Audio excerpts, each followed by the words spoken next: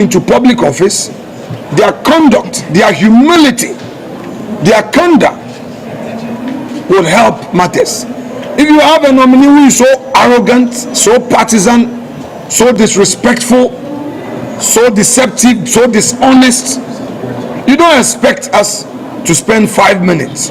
Those who come and prepare well and know their brief and show us respect, we also reciprocate.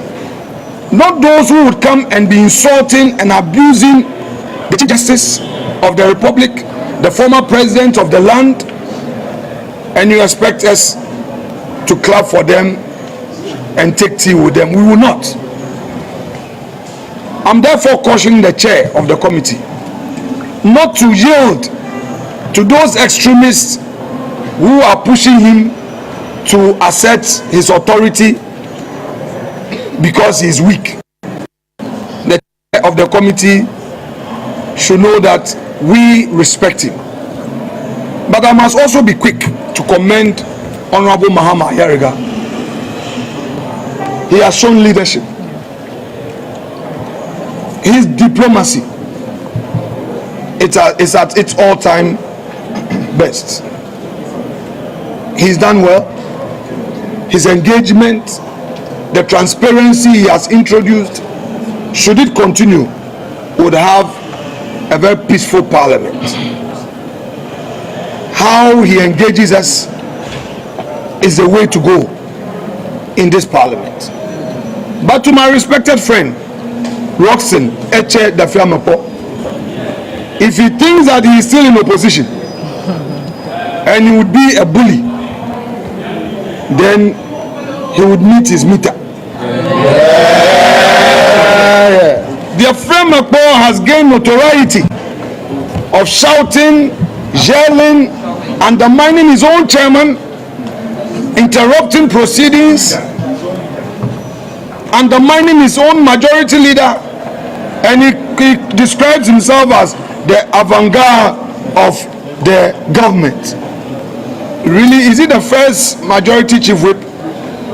The majority chief's role is to be a key negotiator. He should be a diplomat in the chamber. His job is not to fight. If he did so successfully in opposition, now he is in government.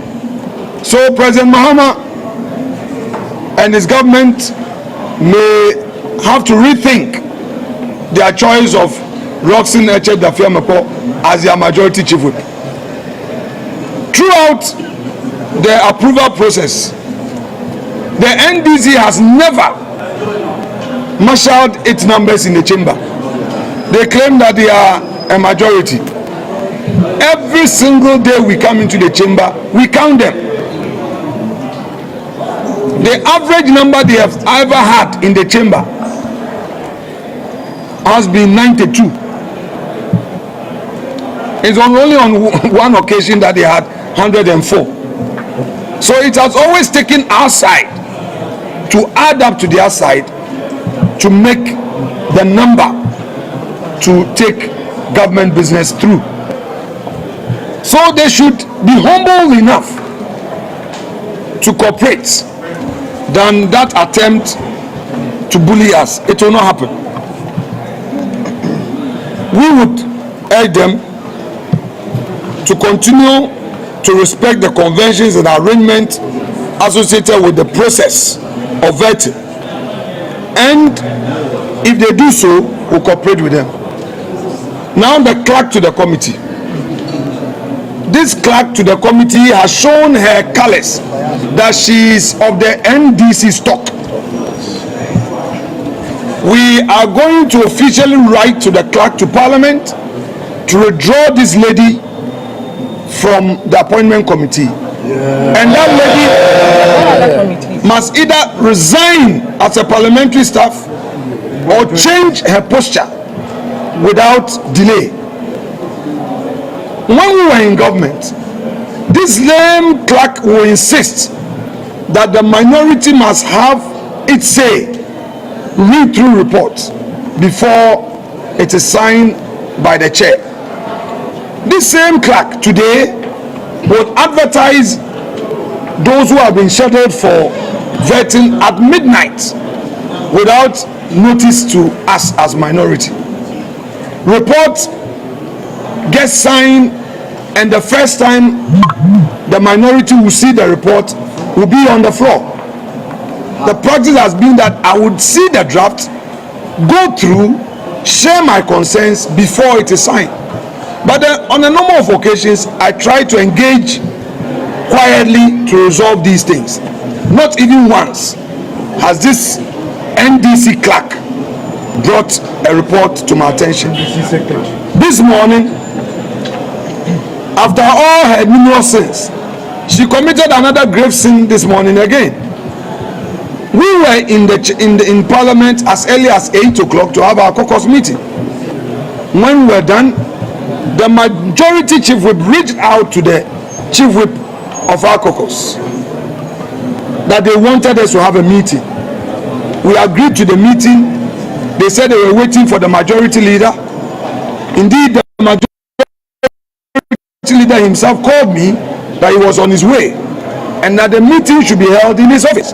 Last meeting, we now saw the NDC caucus commencing the vetting, and this same clerk, without reaching out to us, administered the oath.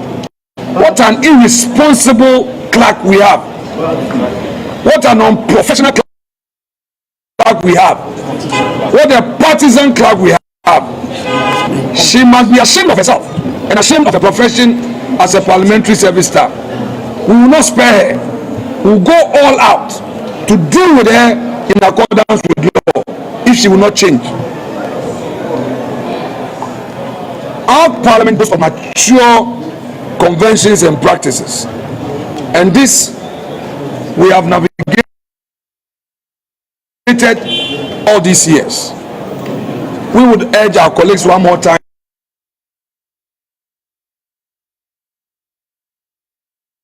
to cooperate with us. We assure the people of Ghana that we are acting in good faith. We want to support the government and be constructive, but we will not allow ourselves to be bullied. We are the mighty few. Mighty minority. We are the mighty few. We will not surrender. We will not give up, and we know that God willing, fortune will smile at us come 2028. We are the new patriotic party. We are the new patriotic party. The elephant is a symbol. We shall win to see Ghana. The elephant is a symbol. We shall win to see Ghana. We shall win. We shall win.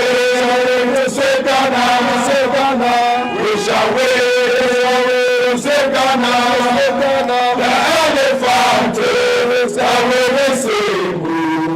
We shall wait to see Ghana.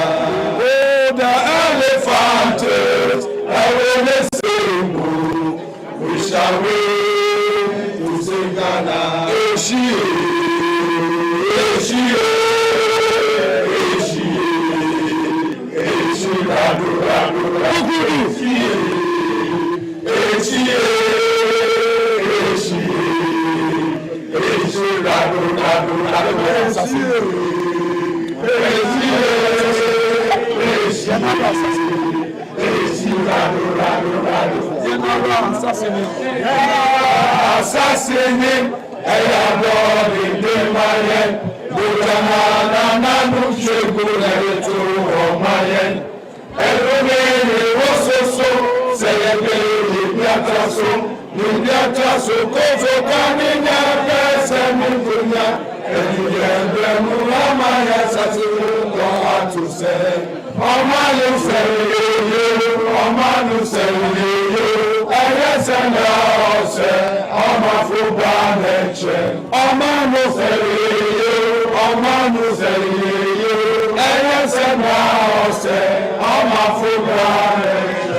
Thank you very much. No questions. Sorry about that. We'll do the Fante or the tree version I'll continue my work at the vetting. The press statement is here, and then you can have it. Thank you so much. All right, and so that was a press conference by the minority leader Alexander Afenyo-Markin, clearly expressing their concerns and misgivings about the conduct of the appointment committee chair as well as even the clerk to Parliament. And so there you have it. I'll try to seek to get a number of the MPs for an interview on this. Honorable, so you're live on TV3 Ghana. Your side, the minority, has received some form of criticisms, especially considering what many call an unfortunate posturing of your leader, Afenyo-Markin. What do you have to say? And following this press conference, in which you even blame the clerk for instance, I think that it is not true, because we have that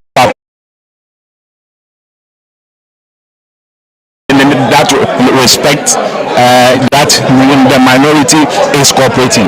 Indeed, yesterday we had only 3 nominees that were being to be vetted. We were only to be told that there were 4. We gave in to 5, and later on they were trying to smuggle the nominee for office in, and it was that our side said that the vetting committee did not have that opportunity to bring the leader, the nominee for foreign affairs. Yes, so that is that. But we have showed the majority side a lot of support. We have cooperated with them, and we are not going to obstruct government business as he did say. So those perceptions and allegations are bogus at birth and dead on arrival. Thank you so much. So that is it. They maintain that some of those assertions in the public that the minority is deliberately frustrating the vetting of the nominees are bogus, just as reiterated or earlier emphasized by the minority leader. I have with me Samuel Oku, who is a member of the NPP MP, so the minority caucus in this parliament. Sami, yesterday you were on the floor of Parliament, for instance, and you raised questions or even concerns, around post-election violence, for instance, and only for later in the evening for we to see all of the things that happened on the floor, or in the vetting room. What do you have to say? Do you agree with some members of the public who say your side is not helping business? Well, I'm not too sure which members of the public, but let me put on record. The minority have taken a position that we will support our colleagues on the majority side to form government. We believe that it's in the interest of the Republic and the state that the MMBAs are manned by those who are appointed by the president and duly go through. In fact, it's a 3-stage thing. You have to be nominated, you have to then be vetted and approved by Parliament. That's our second stage. And the last to be the swearing in of that nominee. We believe that throughout this period, we have even waived so many of the laid down principles and ground rules, because you have to advertise for a couple of weeks for memoranda, for people to send in questions, things that bother them.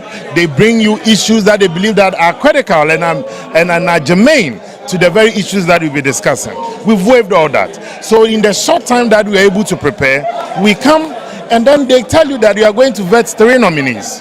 You get in there, it turns to 4 nominees. But what is wrong? 5 nominees. No, for instance, if the question is asked, what is wrong with adding extra nominees? Also looking at the number or the period within which the government needs to be fully, put together, or cabinet fully put together to ensure that they are able to begin business.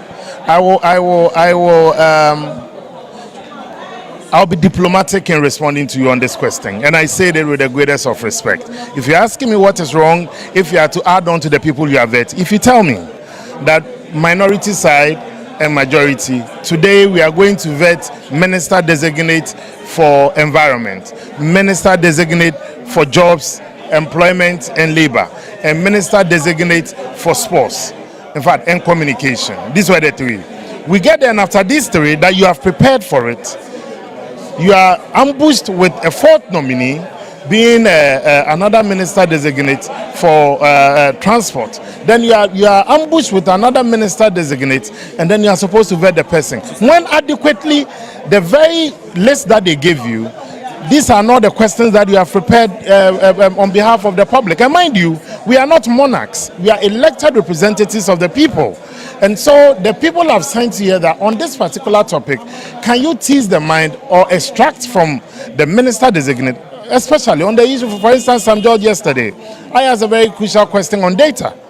And now that it has become a gold mine for all companies and all, and even the cost of bundle and data. Sammy, so in all of this, one question really that has come up is the manner in which things unfolded yesterday in that room where the vetting is taking place. Microphones vandalized, tables broken. Are you proud of such moment as members of parliament, especially with that tag that comes with your roles as honorable members? Are you proud of such moment? They were avoidable and they were regrettable. Avoidable because I think that if we had been able to build consensus right from beginning, which the minority cooperated, but at a point in time, it became as if we are the majority. Whatever we decide should be the order of the day. Then there shouldn't be any minority. Minority are supposed to be part of the governance process to checkmate the process, and also to stand and make sure government accounts to the people. You don't expect the majority to ask their colleagues hardcore questions. They are of the same stock. So any question that they'll be seeking to ask is sometimes basically I would see it as a feel-good exercise. You can have a colleague member from the majority side who always will say congratulations and bye-bye and I wish you well. That is not vetting. We also want to subject the person who is going to man the public purse to be in charge of decision making on my behalf. But that is not through breaking tables and vandalizing microphones and co. I made a point. I used two words. I said avoidable and regrettable. But these incidents should not recur. And that is why we believe that last night, when we were notified that, look, we are going to have a meeting first for us to decide on the way forward. And then as a committee, as a people, both majority and minority, we can chart a way forward. Whilst the minority, we were in conclave, waiting for that meeting to take off, we saw on your network that a nominee had been ushered in, sworn in, to begin the vetting process. All right, thank you. Yes, and I think that the same way you want the minority to also account for whatever we do, I expect that you will also be interviewing the majority and expect them to also be accountable to the people. Thank you so much. So that is Samuel Awuku, Member of Parliament for Akuapem North, speaking to us around these issues. He says that certainly he's not proud of such moments. He says they are avoidable, they are regrettable. Those are his words concerning the kind of vandalism and chaos that took place in the vetting room yesterday. I want to ask a quick question to this MP. Honorable, you're live on TV3. Quickly, what do you have to say on all of these? Are you proud as a minority over all of that happened yesterday? I am proud and happy as a Ghanaian. One. Proud about the tables that were broken and all of that? You ask a question, let me take my time and respond to you. Briefly. I am proud, happy as a Ghanaian. I am proud, happy as a representative of my people here. And when I'm representing my people, one, I speak for my people. Two, I make sure that it is my duty and role to have oversight responsibility over the executives. You heard the leader speak. This is the first time. And even when we went to caucus, we are all asking, why is it that it appears that the rules, the procedure that governs vetting in this house that we came to meet are not being followed? You advertise the nominee for 2 weeks. People bring letters, memos, everything they have about the nominee. They do that before you do the vetting. Even you have to something as simple as a CV, we won't get it. I am part of the panel that will vet. I am part of the panel that will vet for Honorable Okudzeto Abrakwa, Minister Designate for Foreign Affairs. We are not aware. We have no CV. We have nothing. How do you go into such a meeting? How do you go into such a vetting? And such a simple thing that majority will just engage and know and prioritize well, you won't do it.